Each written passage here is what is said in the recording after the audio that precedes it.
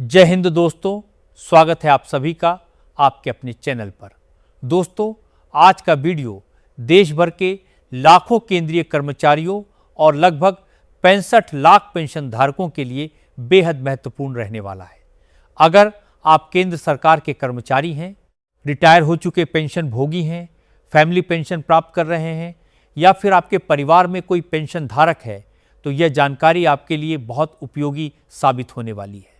आज हम विस्तार से चर्चा करेंगे पेंशन अदालत की बड़ी खबर, महंगाई भत्ते और महंगाई राहत में संभावित बढ़ोतरी, लाइफ सर्टिफिकेट से जुड़े नए सुझाव, बैंकों द्वारा रिकवरी के नए नियम, 18 महीने के लंबित डीए एरियर को लेकर फैल रही अफवाहों की सच्चाई तथा कर्मचारी और पेंशन धारकों से जुड़े अन्य महत्वपूर्ण विषयों पर।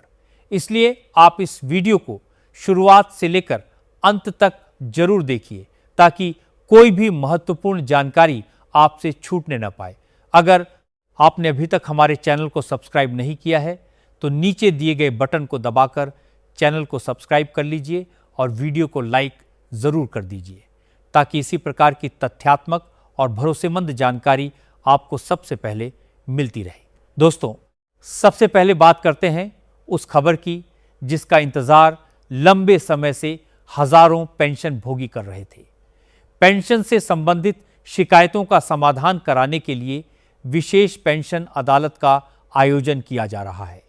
जानकारी के अनुसार 25 जुलाई 2026 को विशेष पेंशन अदालत आयोजित होगी, जिसका उद्देश्य उन सभी लंबित मामलों का निस्तारण करना है जो कई महीनों अथवा कई वर्षों से विभिन्न विभागों में अटके हुए हैं। अक्सर देखने में आता है कि पेंशन भोगी अपनी शिकायत लेकर कई बार विभागों के चक्कर लगाते हैं, ऑनलाइन शिकायत दर्ज कराते हैं, बैंक से संपर्क करते हैं, संबंधित मंत्रालय को आवेदन भेजते हैं, लेकिन इसके बावजूद उनकी समस्याओं का समाधान नहीं हो पाता। ऐसे में यह पेंशन अदालत उनके लिए एक महत्वपूर्ण अवसर साबित हो सकती है, क्योंकि यहाँ वरिष्ठ अधिकारियों की मौजूदगी में मामलों की सुनवाई की जाएगी और लंबित प्रकरणों का निस्तारण करने का प्रयास किया जाएगा। अगर किसी पेंशन भोगी को निर्धारित राशि से कम पेंशन मिल रही है, फैमिली पेंशन शुरू नहीं हुई है, एरियर का भुगतान अटका हुआ है, पीपीओ में नाम, जन्म तिथि या अन्य जानकारी गलत दर्ज हो गई है, बैंक द्वारा भुगतान में कठिनाई आ रही है, अतिरिक्त पेंशन लागू नहीं हुई है, कम्यूटेशन से संबंधित विवाद बना हुआ है, मेडिकल अलाउंस नहीं मिल रहा है या जीवन प्रमाण पत्र से जुड़ी किसी तकनीकी समस्या के कारण पेंशन प्रभावित हो रही है, तो ऐसे सभी मामलों को पेंशन अदालत में रखा जा सकता है।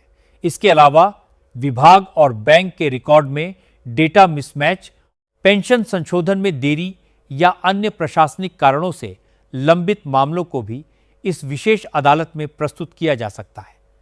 ऐसे मामलों में संबंधित अधिकारी मौके पर ही फाइलों का परीक्षण करेंगे और जहां संभव होगा वहीं समाधान करने का प्रयास किया जाएगा, जबकि जटिल मामलों के लिए समयबद्ध कार्रवाई सुनिश्चित करने का प्रयास रहेगा। जो पेंशनभोगी पहले ही स्पर्श पोर्टल, CPGRIMS, विभागीय शिकायत प्रकोष्ठ, बैंक शिकायत केंद्र या पेंशन एवं पेंशनर्स कल्याण विभाग के समक्ष शिकायत दर्ज करा चुके हैं लेकिन अभी तक समाधान नहीं मिला है, उनके लिए भी यह पेंशन अदालत महत्वपूर्ण अवसर मानी जा रही है। यहाँ शिकायतकर्ता अपनी पूरी बात सीधे अधिकारियों के सामने रख सकेंगे, आवश्यक दस्तावेज प्रस्तुत कर सकेंगे और अपने प्रकरण की वास्तविक स्थिति जान सकेंगे। पेंशन अदालत में पेंशन एवं पेंशनर्स कल्याण विभाग के अधिकारी, संबंधित मंत्रालयों के प्रतिनिधि, बैंक अधिकारी, लेखा एवं वित्त अधिकारी, स्पर्श पोर्टल से जुड़े अधिकारी तथा शिकायत निवारण से संबंधित अधिकारी उपस्थित रह सकते हैं।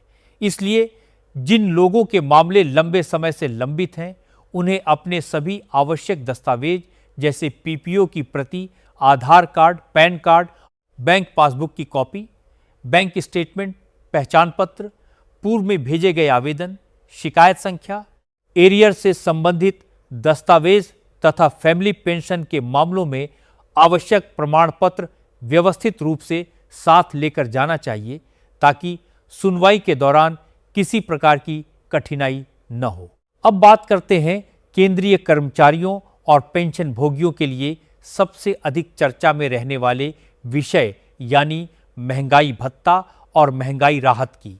जुलाई 2026 से डीए और डीआर में कितनी बढ़ोतरी होगी, इसे लेकर लगातार चर्चा चल रही है। महंगाई भत्ता पूरी तरह उपभोक्ता मूल्य सूचकांक यानी एआईसीपीआई के आंकड़ों पर आधारित होता है।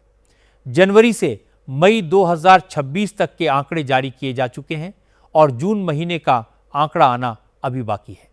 अभी तक उपलब्ध आंकड़ों के आधार पर अनुमान यही है कि जुलाई 2026 से महंगाई भत्ता और महंगाई राहत में लगभग 3% की बढ़ोतरी हो सकती है।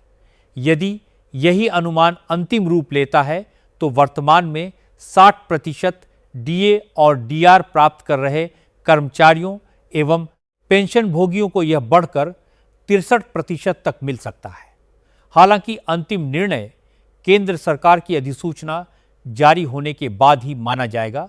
इसी बीच सोशल मीडिया पर कई प्रकार के दावे किए जा रहे हैं कि इस बार महंगाई भत्ता 4% या 5% तक बढ़ सकता है, लेकिन अभी तक उपलब्ध आधिकारिक आंकड़ों के आधार पर ऐसे दावों की पुष्टि नहीं होती है।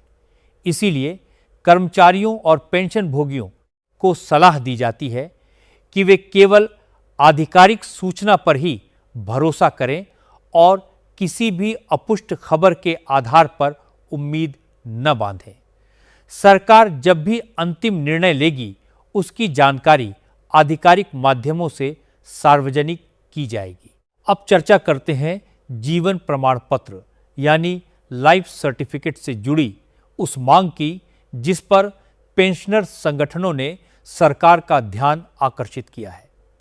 कई बार ऐसा देखा गया है कि तकनीकी कारणों, स्वास्थ्य संबंधी समस्याओं, नेटवर्क की दिक्कतों या अन्य परिस्थितियों के कारण कई बुजुर्ग पेंशन भोगी समय पर जीवन प्रमाण पत्र जमा नहीं कर पाते। ऐसे मामलों में उनकी पेंशन अस्थायी रूप से रुक जाती है, जिससे उन्हें आर्थिक कठिनाइयों का सामना करना पड़ता है। इसी समस्या को देखते हुए विभिन्न पेंशनर संगठनों ने सरकार से मांग की है कि यदि किसी कारण से जीवन प्रमाण पत्र समय पर जमा नहीं हो पाए या तकनीकी कारणों से रिजेक्ट हो जाए तो तुरंत पेंशन बंद न की जाए। इसके बजाय कम से कम 3 महीने की अतिरिक्त अवधि दी जाए ताकि संबंधित पेंशन भोगी अपनी त्रुटि सुधार कर दोबारा प्रमाण पत्र जमा कर सके। उनका कहना है कि इससे लाखों वरिष्ठ नागरिकों को राहत मिलेगी और अनावश्यक परेशानियों से बचाया जा सकेगा। अब बात करते हैं बैंकों द्वारा पेंशन भोगियों के खातों से की जाने वाली रिकवरी को लेकर। लंबे समय से यह शिकायत मिल रही थी कि कई मामलों में बैंक बिना पूर्व सूचना दिए पेंशन भोगियों के खातों से राशि काट लेते थे। कई बार अधिक भुगतान होने का हवाला देकर सीधे रिकवरी कर ली जाती थी और पेंशन भोगी को इसकी जानकारी तब मिलती थी जब वह पासबुक अपडेट कराता था या खाते का बैलेंस चेक करता था। अब इस विषय में भारतीय रिजर्व बैंक द्वारा महत्वपूर्ण दिशा निर्देश जारी किए गए हैं। नए निर्देशों के अनुसार यदि किसी बैंक को यह लगता है कि किसी पेंशन भोगी के खाते में अधिक राशि चली गई है तो वह बिना सूचना दिए सीधे पैसे नहीं काट सकेगा। सबसे पहले बैंक को पेंशन भोगी को अग्रिम सूचना देनी होगी। यह बताना होगा कि अतिरिक्त भुगतान कब और कैसे हुआ, उसकी पूरी गणना उपलब्ध करानी होगी तथा पेंशन भोगी को अपनी बात रखने का अवसर देना होगा। इसके बाद ही आगे की प्रक्रिया अपनाई जाएगी। इस व्यवस्था का उद्देश्य पारदर्शिता बढ़ाना और पेंशन भोगियों के अधिकारों की सुरक्षा सुनिश्चित करना है। अब सबसे ज्यादा चर्चा में रहने वाले विषय यानी 18 महीने के लंबित डीए एरियर की बात करते हैं। कोरोना महामारी के दौरान रोके गए 18 महीने के डीए एरियर को लेकर समय समय पर सोशल मीडिया पर अनेक प्रकार की खबरें वायरल होती रहती हैं। हाल ही में भी कुछ प्लेटफॉर्म पर दावा किया गया कि केंद्र सरकार ने 18 महीने के एरियर को मंजूरी दे दी है और इसे 3 किस्तों में भुगतान किया जाएगा।